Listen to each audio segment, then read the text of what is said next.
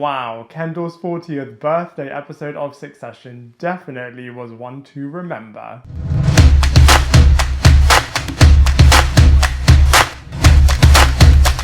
Hello everybody, welcome back to my channel Lifestyle Critic. I hope you're having a brilliant day. So in this video we are going to be reviewing Succession Season 3, Episode 7, and this was definitely another wicked episode of Succession that really did focus on the Roy family siblings.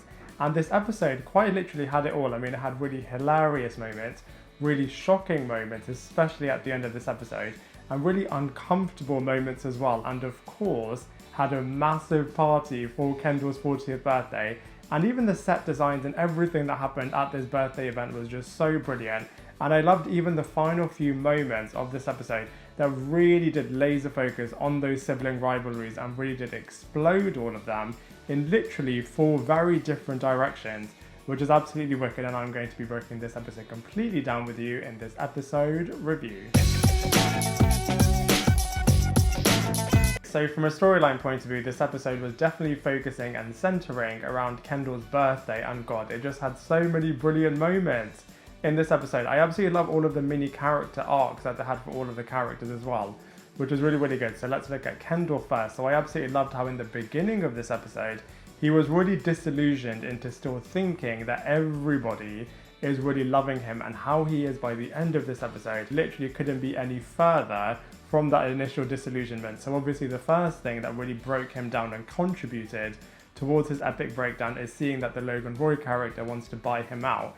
Now on paper, literally on paper, no pun intended, this wouldn't seem like a big thing, but I feel like Kendall was always just going off adrenaline, just thinking that he's going to be the new big boss of Waystar Royco across this season, and just seeing the reality of literally being rejected by everyone and not even wanting him to be a part of the company anymore really obviously hit home, especially in the first few moments of the first ever season.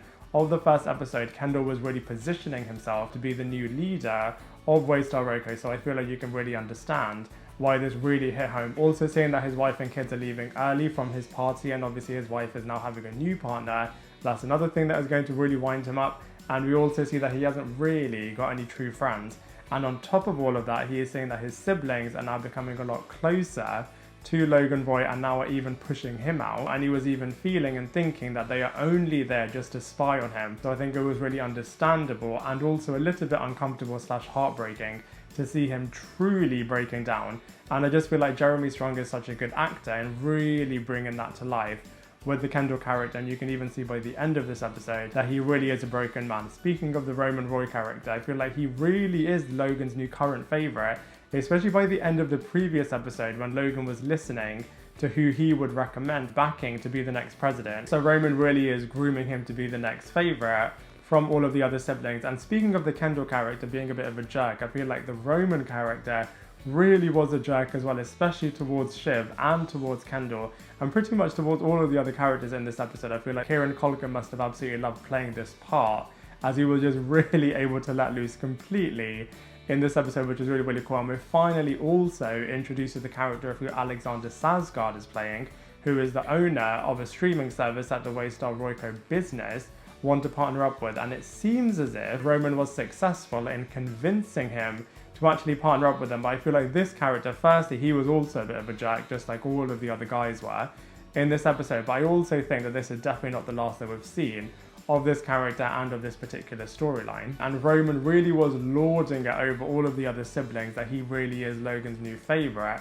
And Shiv in particular, you really saw that this really hit a nerve with her. Obviously she's been investing so much intellectual time into the business and towards the relationship with Logan as well.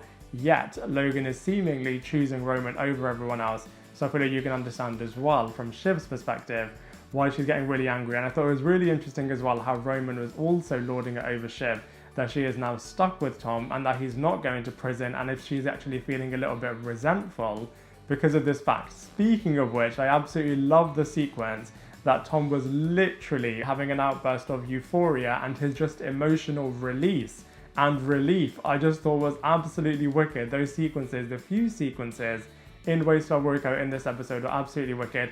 And I even loved how by the end of this episode, this character is thinking, why is he not feeling really, really happy? And is actually feeling a little bit resentful and jealous over the fact that Greg is really, really happy and really, really positive. Speaking of which, I absolutely love the sequences which they had the Nicholas Braun actor trying to flirt through the Greg character. Those sequences are absolutely awesome, and I love the fact that everything is not that squeaky clean from Kendall's business perspective, as obviously this person is being really resentful over how Kendall is treating her, and maybe she is going to do something when she's partnering up with the Greg character.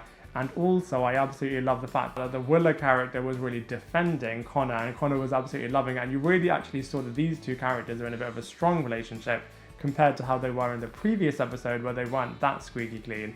So I just feel like from a storyline point of view and from a character's point of view, this episode was absolutely outstanding. So overall, I really enjoyed Succession Season 3, Episode 7. I feel like this episode had so much good stuff in it. I absolutely love the focus on the siblings and to see them really exploding that with dramatic consequences and with hilarious consequences was absolutely wicked. I mean, even just the set design on Kendall's birthday was absolutely magnificent. Really was a party that you wanted to go to. And I just feel like all of the little elements were really great. For example, the tree house being this secret area for all of the VIPs, I thought was really cool. The massive poster magazine covers that he was making of all of his siblings, I thought was absolutely wicked. And just the degradation of the Kendall Roy character from where he was in the beginning of this episode to where he is by the end of this episode, I thought was excellent writing. And you really saw all of the characters truly being entitled jerks, and even the new character being introduced, Alexander Skarsgård, I feel like fits into that category as well. And I just literally can't wait to see what on earth is going to happen next. So those are all of my thoughts on the 7th episode of the 3rd season of Succession. Now I'd love to hear from you, so please let me know what you thought in the comment section below. Otherwise, I look forward to seeing you in my next video.